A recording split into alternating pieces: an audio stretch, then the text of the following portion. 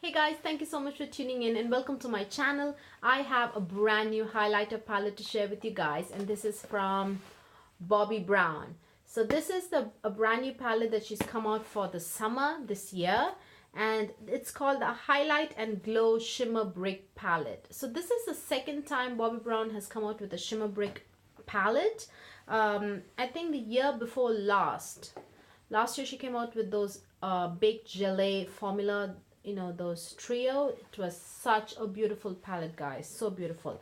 But the year before last she came out with Bobbi to Glow, I think it's called. Yeah, it's called Bobbi to Glow. I know the back is just wiped off. It's called Bobbi to Glow Shimmer Brick Palette, and so this is how the front of the old shimmer brick palette looks like. It, I think this is Bobbi Brown's logo. Looks like a crown or something like that, and has B. But the brand new one, the one she's released for summer this year, it just says BB, and it has like a circle and a lot of dots. Looks like the sun. So this is the old one, and then this is the brand new one. So you get 3 shades in here in the brand new palette, and you get Rose Shimmer Brick, Copper Diamond Shimmer Brick, and Apricot. And this retails for $72. Yes, so expensive, but you know, I think all of Bobbi Brown's shimmer bricks palettes are so expensive. I think the one released for the holiday season last year, you know, the Baked Gelée Trio, I think was that $69, close to $70, guys. So this is what the brand new palette looks like. So this is the Rose Shimmer Brick, this is Copper Diamond, and this is Apricot Shimmer Brick. I can see the rose and the apricot, but I don't see the Copper Diamond at all. I don't see any copper here. It's like a very, very pale gold. But anyways, that's what it's called. Rose, Copper Diamond, sorry. Rose, Copper Diamond, and Apricot. So those are the 3 shades. Let's just finish the swatches, and maybe I'll compare just one shade from the older palette, because in the older palette you do have a rose shade and also like a pale gold shade. So I just wanted to show comparison swatches between this rose from the older palette. I think it's called Wild Rose. The old color is called Wild Rose, and the new one is called just Rose. So I wanted to show comparison of the Wild Rose to the brand new rose shade, and also maybe the Copper Diamond maybe slightly similar to the gold one in the older palette. The Copper Diamond, the center shade, slightly similar to the gold one in the older palette. Maybe we'll see swatches of that as well, or the shimmer brick in bronze also. I don't know, guys, we'll just swatch everything and we'll see how it goes. So $72, you get a total of 15 grams of product. So you get 5 grams of product in each pan, the brand new palette. Again, that is a good amount. I would not consider a 5-gram highlighter like as a full size, but there are several brands and companies that like charge like $30 and above for like one full size highlighter, and they give you only like 4 to 5 grams of product. I would consider 7 grams and above for a highlighter, a full size highlight. I would consider that like a really generous amount. Just for reference, MAC's Extra Dimension Skin Finish, you get 9 grams of product. Becca's Shimmering Skin Perfectors, you get 7 grams to 8 grams of product. So 7 grams and above, I would consider like a good, like a generous amount. I would consider that like a good full size, not 5 grams, but again, 5 grams is not a mini size at all. So I feel you get like a really good amount for like a palette. So yeah, that being said, 5 grams of product, you get 15 grams in total. And yeah, and where is this made? It says handmade individually in Italy, and it says shimmer brick powders are fragile, please handle with care, and made in Italy. Yeah, that's all. Let's just swatch, and I do have my highlighter brush to show you guys finger swatches, I mean brush swatches. So yeah, let's let me just start swatching. So the first shade I want to show you guys is Rose. It's just called Rose. As you can see, it's not that reflective at all. It's kind of on the satiny side.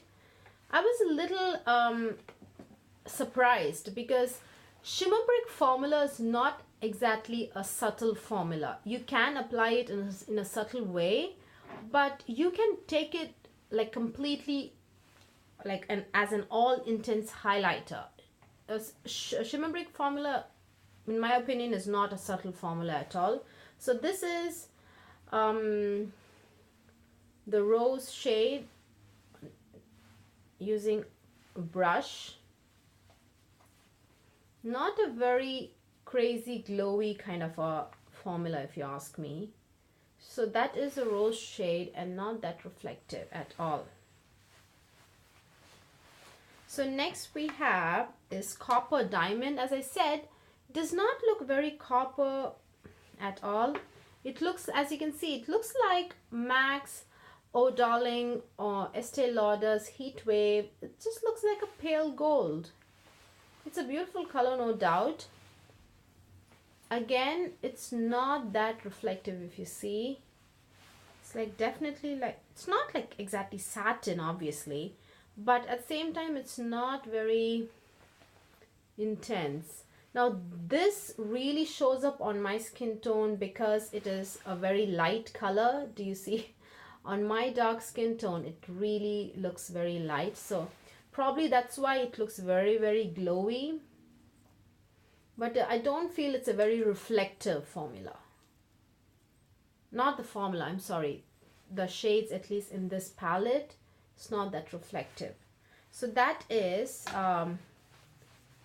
Copper Diamond. And then finally we have Apricot. Apricot, as you can see, it's this maybe this peachy gold color. It's not exactly, this is more yellow obviously, this is more peachy. So let's just brush swatch Apricot, and then we'll talk about formula altogether. So that is, hang on. So that is Apricot, Apricot Brick. So those are the three shades. You have Rose, you have Copper Diamond, and then you have Apricot. So formula wise, I have to say the older shimmer bricks, or the shimmer bricks that I've used, have this kind of friction. So this is the older palette. They have this friction here. They are very sandpaper kind of a texture. They're not very smooth. This has a lot of texture. In fact, this even has a dent. I've used this shade a lot, and this one has also texture, and this also has a slight texture. But the powders in the brand new one, this one, are so smooth. Like there is like zero texture, guys. They are so smooth and they are extremely finely milled. There's not even the tiniest bit of glitter. They're just extremely finely milled products. But at the same time, these are more reflective if you ask me. They are really intense. You can like build it up, say 2 to 3 layers, and it would be a beaming, like a very, very beaming intense highlighter. Or you could just apply it as like a medium metallic highlighter with just like 1 or 2 layers. But this, I don't think you can take it up to an intense highlighter at all. You can like maybe from a subtle highlighter to say a medium metallic highlighter. That's it. I don't think you can really build, especially this rose color almost looks satin on my skin tone. It's not reflective at all. This one is the most brightest on my skin tone, because it's not because again it's because how many times will I say because? It's not because it's reflective. It's because it's very light on my skin, as you can see. So I feel that's why it pops on my skin tone, not because of it's reflective. Again, lots of because in the sentence. But anyways, this one again, since it is light, it kind of pops, but not because it's reflective. I don't feel the powders in the brand new palette are very reflective, but on the brighter side, these do not emphasize any texture. Even when in areas where I have texture, it just kind of goes over it and kind of makes that area flat and like covers up the texture, if you know what I mean. It actually hides texture, I feel. Does not emphasize texture in the slightest. Very finely milled powder. I really like the quality. I feel the really high quality powders. It's just, if you are someone who loves very reflective and very highly metallic highlighters, I think you will be disappointed in these powders, simply because they are not reflective that much. They have that very satiny, very subtle shimmery formula. But if you are someone who loves formulas like that, like very finely milled and formula that does not emphasize texture, these are powders, but I think these are baked, right? I think these are baked powders, not the gelée kind of formula, but powders that are actually baked. So it does not emphasize any texture, very finely milled and very, very lightweight formula. The only I wouldn't call it downside, matter of preference, right? If you're someone who prefers very reflective formula, you will be disappointed, definitely. So let's quickly do a swatch of these three. Do you hear that? That's the texture, that friction. Maybe the gold. Maybe I can swatch it underneath. Do you see how reflective this one is? This is the most intense shade from that palette. I don't know if you can see, this is way more reflective in person. I can tell this is just popping. So that is the gold shade from the old palette. I have used that a ton. There's like so much around the pan. And then let's swatch the rose shade. The rose is the most sandpapery out of the three. Do you see? And there's not much, but when you use a brush, it just translates really well. And I feel the rose is also very reflective. It in fact has these visible glitter particles, this wild rose shade from the older palette. But the rose shade from the newer palette is actually lighter than the wild rose from the older palette. This is more paler and does not have any kind of chunky glitter. So the older rose is more darker than the newer rose. And then I don't think we have a dupe for the bronze, but let me just swatch that right beside the apricot shade. Maybe it looks similar.